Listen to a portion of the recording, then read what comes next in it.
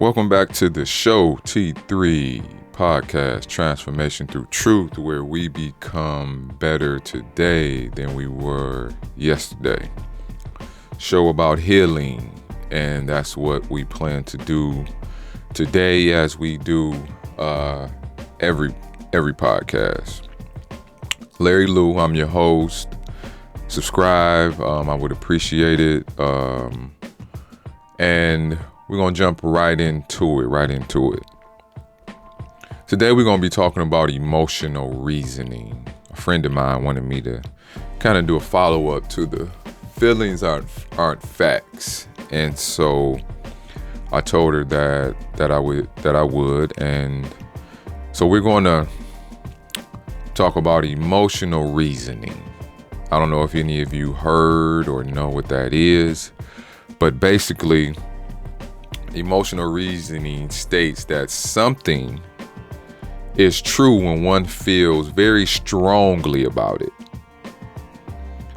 when the facts prove otherwise. Okay, so something is true when one has very strong feelings, even when the facts, the reality, is different, when the facts proves otherwise. Emotional reasoning. Now, this happens a lot. No one can take away what a person feels. No one can do that. But when the feelings do not align with the facts, it becomes an issue. That's where the biggest problem is. And I'm going to try to break it down for you and give you some examples, some true examples. And it's hard for us all. So one's feelings at the end of the day is evidence for one's reality. But emotions and feelings don't always match up with the facts. Okay? What it does is it leads to misinterpretation of the facts, of the environment, of cause and effect. It's just a misinterpretation of what is really going on when you rely on emotional reasoning. So misinterpretation, as well as it can lead to one making poor decisions. Misinterpretation and or leading to one making poor decisions. This is what emotional reasoning does. Now, even just to make it a little simple for you, I don't know if how many of you know this, but we have an emotional brain, and they call it reasonable brain, or emotional mind and reasonable mind. Emotional mind is based off what we feel, where reasonable mind is based off of the facts. Now, I'm not saying you should always go with the facts. I'm not saying that, but that's for another time. Because if you just go off of emotions, that's no different than just going off of our reasonable mind. And both are extremes. So it's an art to this, but that's another podcast. But when we talk about emotional reasoning, we're talking about one's feelings creating the facts. And that's not true. The facts can be very different than what you feel. Now, so I told you it leads to misinterpretation and poor decision making. So let me tell you a story. I was at work. A lady worked with me and left work. I didn't know she caught the bus home. Never talked to her like that, but we worked together. So we talk and small talk sometime or whatever. But as I'm driving home, we left work. I'm driving her home. I see her at the bus stop. I guess sometime maybe she got a ride and sometimes she didn't, but I see her at the bus stop. So I stopped.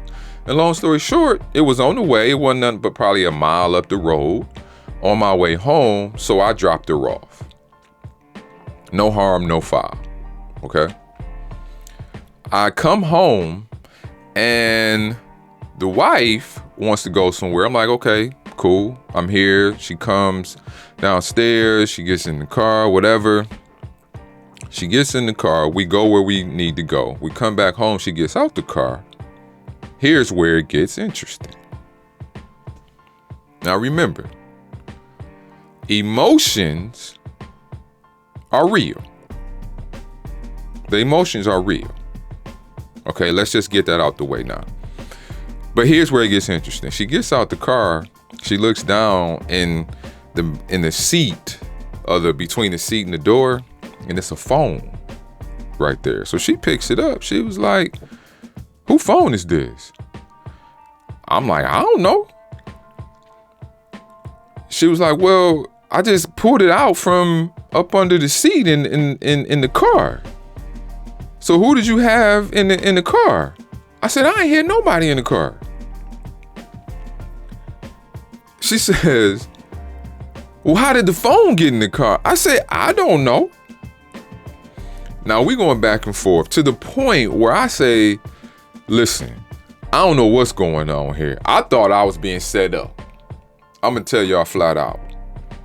I thought I was being set up because I did not remember that I had took this woman home.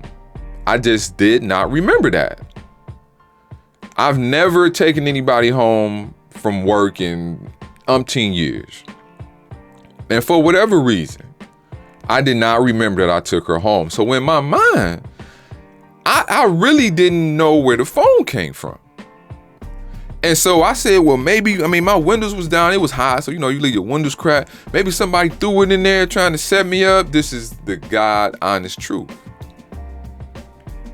Because there's no way in my mind that anybody had been in my car. So somebody set me up because now, go to the other side. We talk about the facts. The fact is that there's a phone in my car. That's a fact. And it just didn't walk itself into my car. That's a fact. So, gets even more interesting. She looks at the phone and it's a text message saying that if anybody finds this phone, it's my wife's phone. So I don't know if girl got home and said, I don't know where my phone at, and her husband texted or whatever. So now my wife know that it's a female that's been in this car. So just let's paint this picture.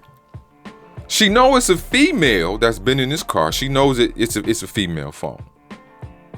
So she knows a female been in my car. That's a fact. She knows that I'm talking about I don't know where it came from, or I haven't had anybody in my car. In her mind, as a fact, I'm lying. I guess you can debate that, but I really forgot. I really forgot. So, as we're going back and forth and I'm just like, I don't know what to say. Then another text came over the phone and she's looking at it, and the name comes across. It's so-and-so's phone, whatever. Now it dawns on me, oh, I took my coworker home. Okay, and that's her phone. I said, yep, I apologized. I said, I forgot. We drive, takes the phone back. She comes out, thank you very much. When they meet, whatever. Now, let's dissect this. Let's dissect this right quick. A phone was left in my car. That's a fact. The phone that was left in my car was a female, was a woman. That's a fact. I said that I didn't have anybody in the car. That's a fact. according to the facts, at the end of the day, I don't think anybody would argue and say that it looks as if I'm trying to cover something up. Even myself, it's not far-fetched. I could see that based off of the facts. Based off of the facts. Now, my wife, she didn't at least show her emotions. At least she didn't show them. Okay. But in the inside, it was something else totally going on. Now, if she had relied on emotional reasoning, it would have got even uglier for me and her, because she could have accused me of anything. Now, here's again, I told you emotions are real. So the fear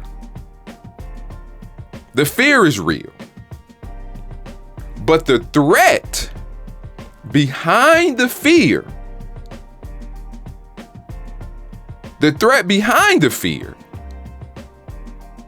was not.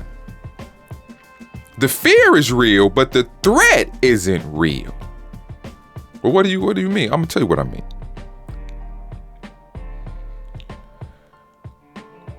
And this is very important.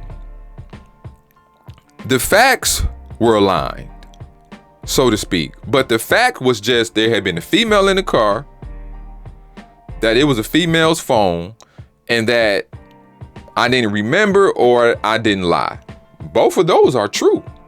Or I should say, I didn't remember and it sounded that I lied. Both of those are true. Same thing. I forgot and I lied.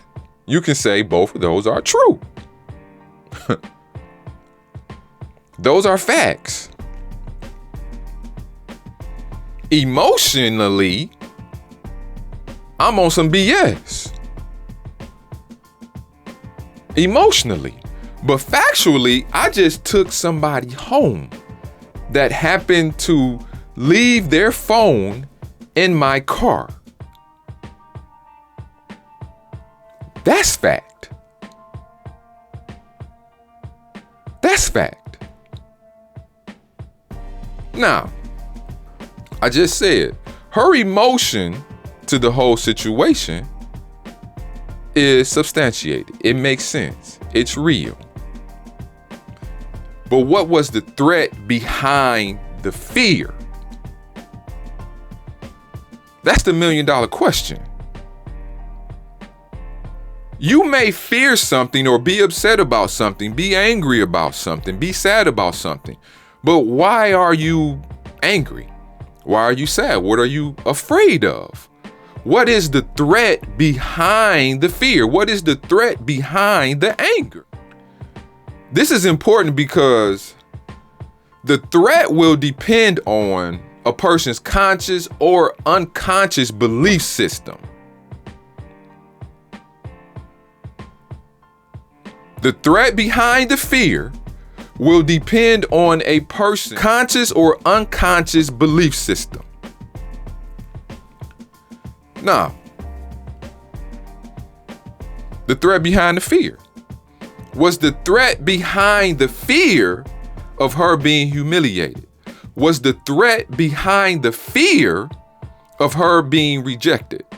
Was the threat behind the fear of me being disloyal? Was the threat behind the fear of me betraying her, or at least feeling like I betrayed her? These are the questions. These are the thoughts.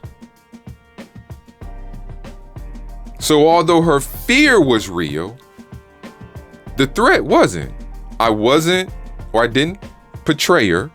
I wasn't disloyal. I wasn't trying to humiliate her. And I didn't reject her. I just forgot that I had someone in the car.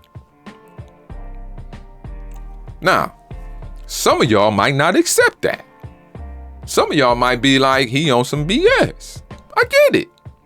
Because when we take this to a whole nother level, this is the most threatening thought about what one believes. And the most threatening thought is this: if I don't know, or if a person doesn't know what the facts are, then what do they have to do? Then they have to trust. Now, if I'm trusting you, I become more vulnerable. If I'm more vulnerable, I'm more subject to the pain that you can cause me, or the more painful it can be if you hurt me. That's the most threatening thought behind a person's fear, because she has the facts on her end. I have the facts on my end. I can't argue with her facts. The facts that was true, but my facts were also true. But those facts were in conflict, all because I forgot. Which is also a fact. I really, really forgot. So it got murky. And this is kind of very unusual, because I know dudes lie, women lie, we all lie. Everybody done probably caught somebody up in a lie at one time or another, and they tried to say she just a friend, it's not a big deal, we just cool, or he just somebody I work with, I've been knowing him a long time, he like a brother, he like this. We didn't heard it all. So at the end of the day, if one person is saying one thing and another person is saying something else, and the facts are what they are, the question then becomes, are you going to trust the individual? You going to trust them, or are you going to trust yourself? Some people say, well, I got to trust me. Okay, that's fine. And I'm not saying you're going to be wrong, but you're not going to be right all of the time. If you say that, then that means that you are perfect. Again, I don't know anybody who is perfect. We all are evolving, I hope, to become as close as we can to perfection. I don't know anybody who obtained it. Maybe you do. I don't know. But the scariest thing, the most frightening thing, is to trust. Because one becomes vulnerable, and they have allowed themselves to be hurt. That's what happens when you become vulnerable. That's why some people resist it. You have invited pain into your life. So, the fear was real, but the threat was not. And I'm gonna give you one more example. And this happens to a lot of men. If you look at the studies, they state there's a large amount of men who, when they do step out on their wives, it's when they are pregnant, or when they first have a kid, when that kid is small and requires a lot of attention. Because a lot of us men feel neglected. If you've ever had a relationship with the woman, and it's just y'all two at first, before you have kids, you get to do whatever it is that you want to do whenever you get ready. Okay, so if no one has any kids and it's just y'all two and you're doing your thing, maybe you're living together, maybe you're not, but you with each other all the time, maybe you're traveling, you're doing this. Now, once you have a child, a baby, who requires you to get up in the middle of the night, to feed it, to change the diapers, and gotta be watched 24/7. That's the job. That's the part of a parent. And the mother is always, for the most part, the primary caregiver at that age. right? She's probably maybe breastfeeding. We don't have those capabilities, so she's the primary caregiver. But there is a shift and a transition that a lot of us men have to accept, and that's not always easy. Taking care of a baby is hard work. Women are tired a lot of times.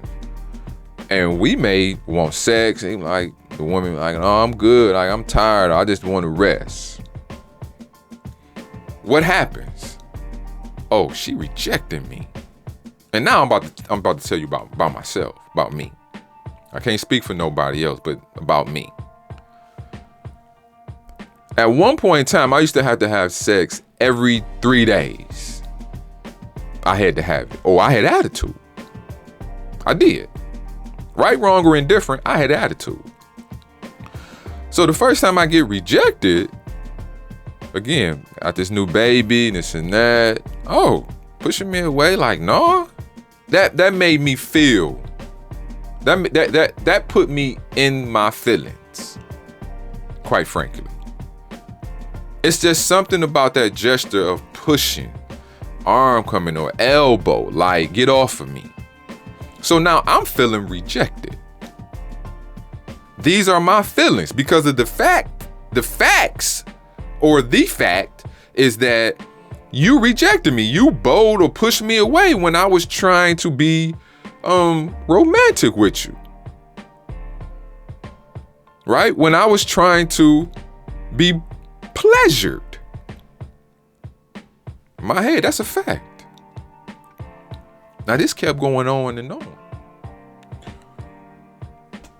So the next thing that was done is the epitome of what it is that I'm talking about today. My emotions told me that I was unloved. My emotions told me that I was being rejected. My emotions told me that I should be angry because I shouldn't be getting treated this way. So I ends up talking to a young lady, and I told her, when she asked me, she said, "Are you married?" I said, "Yes."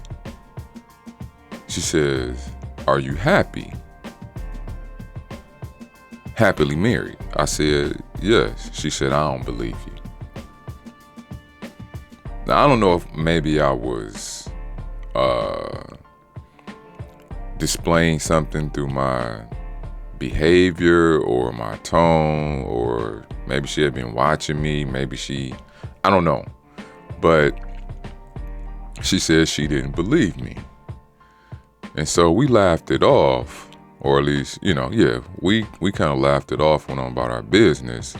And unfortunately, this was somebody at work. Now, 9 times out of 10, people who cheat, it's with somebody at work. So I'm seeing her every day. I'm talking to her every day. In my mind, it ain't nothing. But in reality, it was something that I couldn't handle because of my situation at home. So,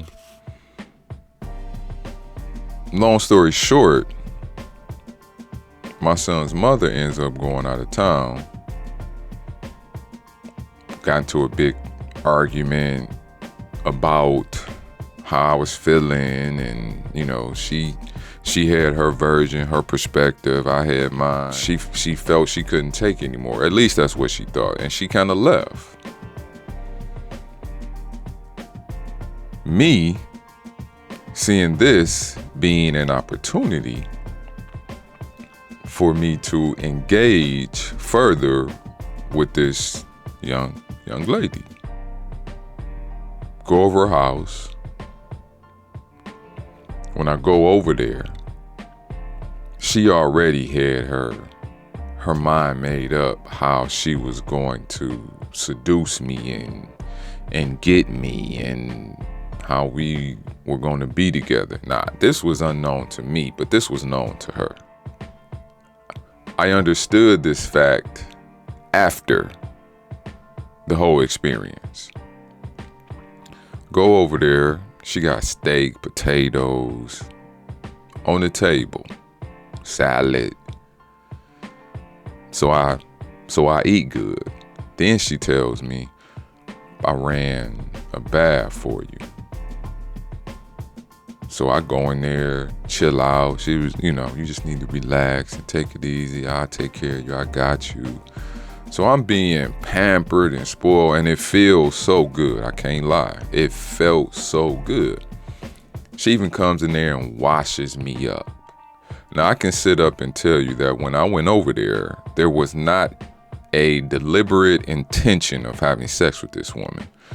But once I seen the setup, I should have left because I wasn't strong enough. And I know a lot of women feel like most men aren't.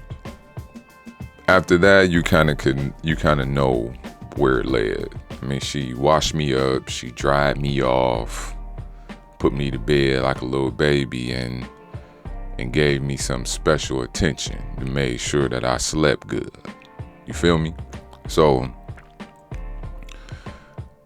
I say all that and I tell you that true story because it was all emotional reasoning. What was really going on was my son's mother, because of having given birth, her hormones were out of whack. And this happens. I didn't know this. So she didn't feel like having sex all the time. Not on top of that, new baby, runs the house, controls everything. So she's tired. So there are a number of factors that influenced her whole behavior that I wasn't privy to, because at that time, I can care less about what statistics were, what studies say. I could care less about that. It was all about me. All I knew is that she was supposed to give me what I needed if I'm in a relationship. That's all I knew at the end of the day. Anything that deviated from what I thought was just automatically wrong. Anything that deviated from what I felt was automatically wrong. So there is something to be said about what we feel to be true, what we think is true, and what we know to be true.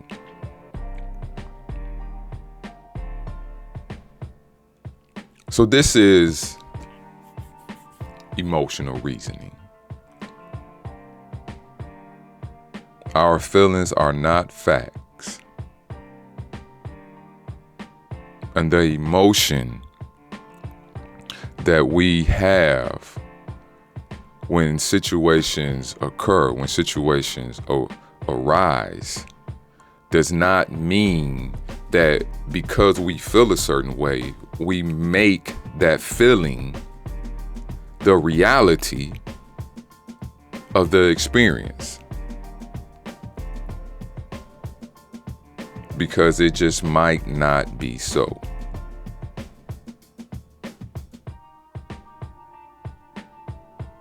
This is Larry Lou. Elevation is in order. Peace.